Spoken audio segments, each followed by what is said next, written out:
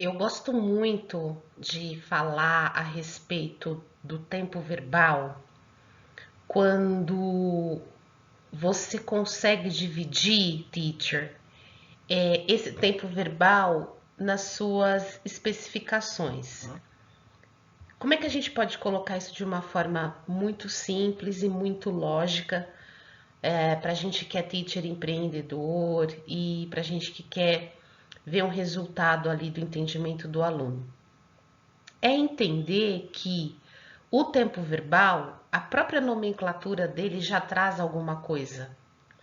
Então, quando você analisa a palavra simple, você já pede para que o aluno te conte, você já pede para que o aluno te fale, né? O que te remete à palavra simple?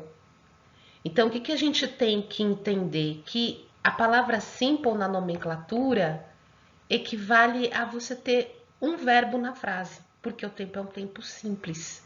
Então você está falando de ações simples no presente. Então, o nome que se dá a esse modo de fala é o simple present.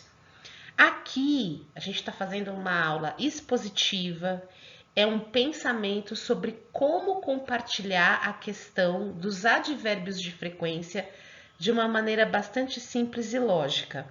Porque depois que você entende que o tempo verbal ele traz uma mensagem, então qual é o tipo de mensagem que esse tempo verbal traz? Então a gente tem que ter essa via de comunicação com o aluno. O aluno ele é o protagonista do processo pedagógico.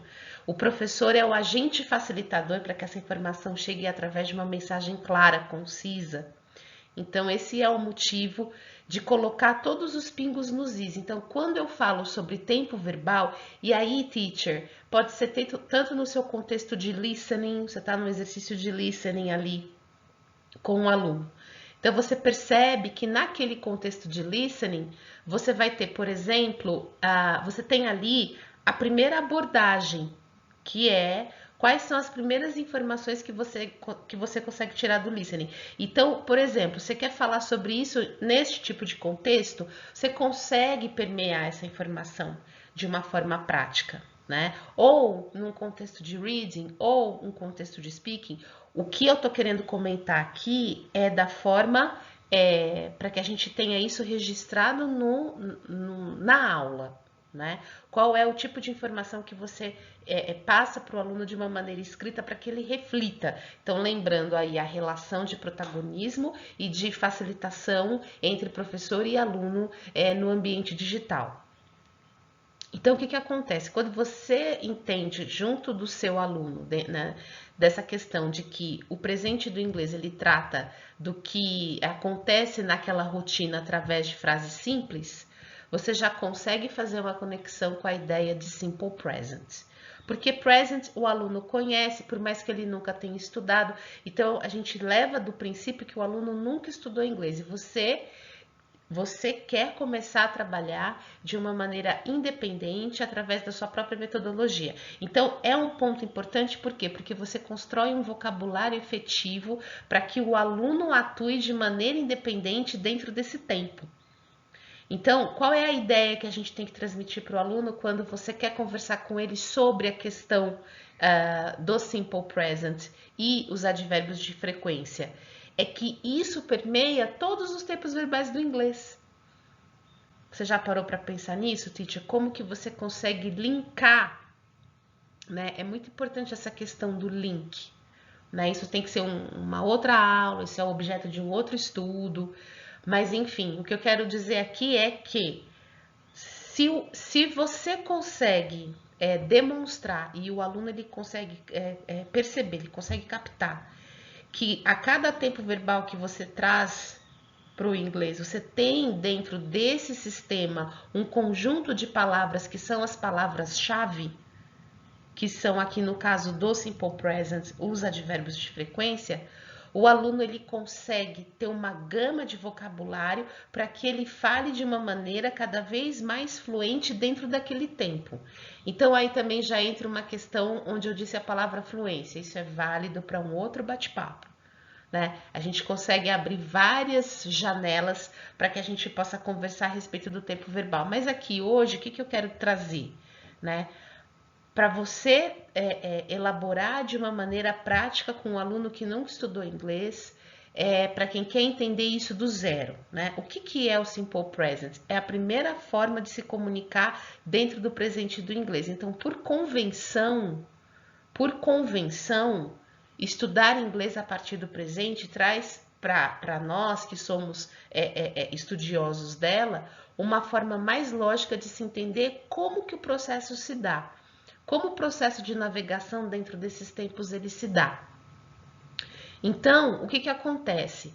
Para que a gente tenha cada vez mais firmeza no tipo de comunicação que está se falando naquele momento, quando você percebe esse grupo de palavras-chave, você tem ali uma confirmação de que o tempo verbal realmente é o simple present, né? Então, a gente tem aí a questão que envolve simple present e a sua relação com as suas palavras-chave. Quem são as suas palavras-chave? Ou seja, qual é o vocabulário que acompanha o verbo dentro desse tempo verbal? Ou seja, dentro do tempo simple present, você tem o advérbio de frequência. O que é o advérbio, né? Então, para a gente que é estudioso da língua, para a gente que gosta de falar sobre isso, quando você vê esse radical latino, né? O radical latino ad, que soma informação ao verbo, então você consegue fazer essa conexão de que o advérbio qualifica o verbo.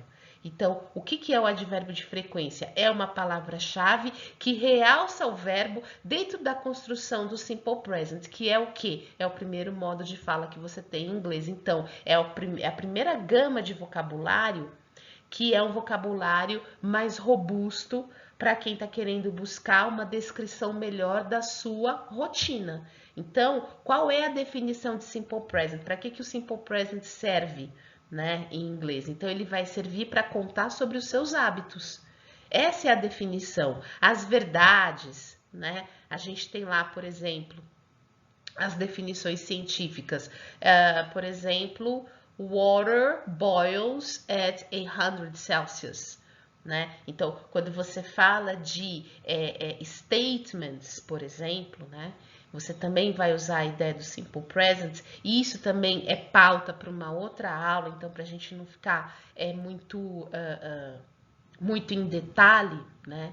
Num outro momento, o que a gente tem que entender depois que você percebe qual é o tipo de estrutura que você vai encontrar na frase, que é uma estrutura simples, né? Uma estrutura simples no presente, que se dá apenas através de um verbo na frase, um verbo conjugado na frase. Qual é o próximo passo desse processo, né? Você tá vendo? É uma investigação, são vários pontos de checagem. Então, eu analiso a nomenclatura, o que é simple present, o que te traz a ideia de simple? Né? Frase simples no presente, ou seja, frase simples com o verbo. Aí depois você vai entender o que? Qual é a definição? Em quais contextos me cabe falar em simple present? Então, na minha apresentação pessoal, e aí a gente fala muito sobre simple present with to be, né? Como é que se dá o presente com o verbo to be? Isso também a gente precisa muito, como é que se fala? A gente precisa também dividir em outros tópicos, né? O tópico simple present, de sua maneira geral, e ele nesse detalhe. Então, o detalhe aqui é falar dos advérbios de frequência, né?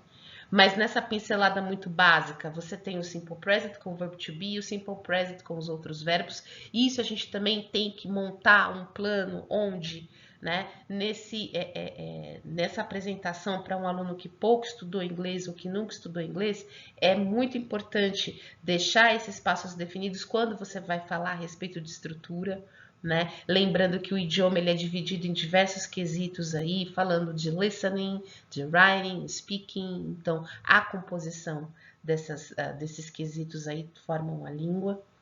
E qual é a importância do advérbio de frequência? Então, ou seja, qual é a importância da palavra-chave dentro do tempo verbal? E você relacionar o tempo verbal com a palavra-chave correta, né? Você fazer essa conexão aí de situações, de descrição de situações com as palavras-chave. com as palavras-chave, você tem um enriquecimento de vocabulário e mais segurança para você expressar com mais detalhe aquilo que você quer.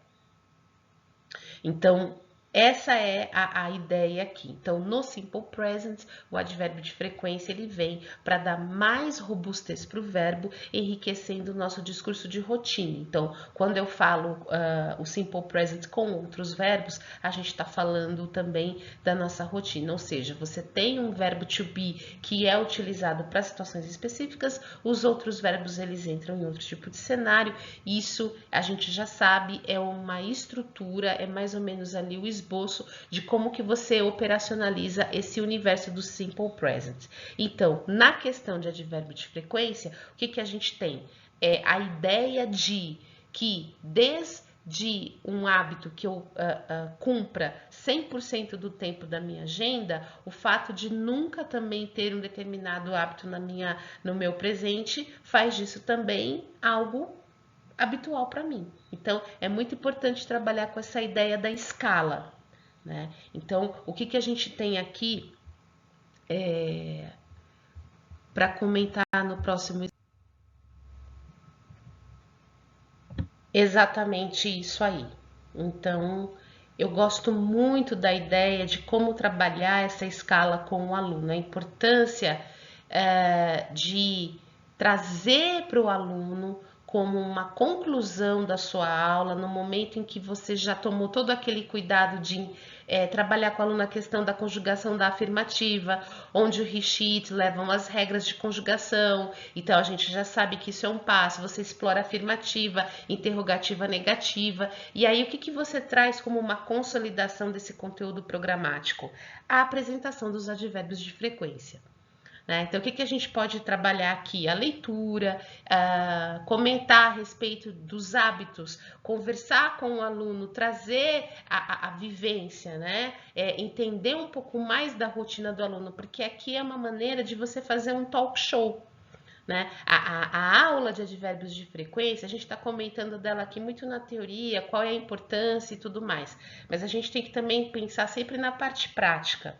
A gente vai trazer aqui nos nossos conteúdos aqui no YouTube sugestões práticas para que a gente possa preparar essas aulas e trazer a relevância do assunto para os alunos dentro do contexto de fala deles. Então, por que é importante conhecer as palavras-chave de cada um dos tempos verbais? Por que os advérbios de frequência eles enriquecem tanto a nossa rotina em inglês? Então, por exemplo, I never drink my coffee with sugar. Right? Então, é um hábito, por exemplo, eu nunca tomar café com açúcar. E a gente pode perguntar isso para o aluno. I always study English in the morning. Né? Então, você faz uma navegação, por exemplo, I always drink coffee in the morning. Né? Então, o que a gente pode fazer? Uma variação aí desses hábitos trabalhando essa escala. Always, usually, frequently, often, sometimes, occasionally, rarely, seldom, hardly ever, never. Você tem algum outro que você deseja colocar aí? Né?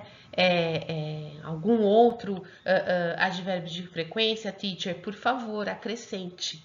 Né? O ambiente de aula ele é enriquecedor dada essa troca de experiências, tá? Isso aqui é uma amostragem de como você pode trazer isso para dentro do seu ambiente online e da sua aula. Né? Então, o que acontece? Na prática, como que você traz isso para a rotina do aluno? Na medida em que ele começa a pensar, a raciocinar na sua própria rotina em inglês, quais são os verbos mais utilizados dentro da rotina? Quais são os 16 verbos mais utilizados no inglês? Você já parou para pensar se existe algum tipo de grupo onde você possa orientar o seu aluno nesse começo? Quais são os verbos que me ajudam mais, né? Então, a gente tem aquelas figurinhas carimbadas ali, have, take, get, né? Que mais que vem à nossa cabeça? Go, come. Então, você tem aquelas relações, né? Quem vai para algum lugar vem de outro, né? Então, do, make, né? Que mais que a gente pode falar aí? Send, post. Então, você tem ali do, make, né? Você tem look, você tem look com sim, listen com hear. Então, aí vai, nem o céu é limite para nós. Então, o que acontece? Você pode questionar verbos da rotina do aluno e entender dentro da rotina, dentro do dia a dia, dentro da sua agenda, com qual frequência tal hábito é praticado. Então, a pergunta-chave que rege, né, essa frequência é o nosso querido, famoso how often, né? Então, aqui eu trouxe para vocês algumas frases com how often, para a gente ter uma resposta, né? Cuja pergunta é how often. How often do you? How often does she? How often does he? How often do we? Tá? Independente se você está no ambiente online individual ou em grupo, você pode referir-se à terceira pessoa. Então, é sempre muito importante praticar com o aluno a questão da terceira pessoa, do singular, para ele também perceber como é importante a questão de operacionalizar bem, navegar bem e resolver bem as questões que envolvem aí do and does, né?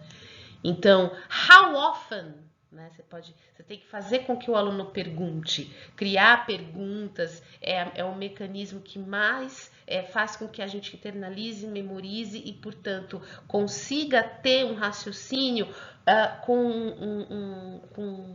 como é que a gente pode dizer? Sem a Portuguese interference. Isso é muito importante. Né? Porque geralmente as pessoas perguntam, você precisa, os professores falam para o aluno e o aluno se questiona, o que significa de fato pensar em inglês? Né? Pensar em inglês nada mais é do que você entender quais são as peças que você utiliza para uma montagem de uma frase de uma maneira que faça sentido. Então, por isso que a estrutura ela é tão importante, porque a palavra-chave ela faz parte dessa estrutura. Ela é, na verdade, a cerejinha do bolo. Então, quando você trabalha com o aluno a questão do how often do you study? E aí você tem uma resposta, I always study after class. E aí você abre uma margem para how often do you, for example, how often do you watch YouTube? How often do you listen to music?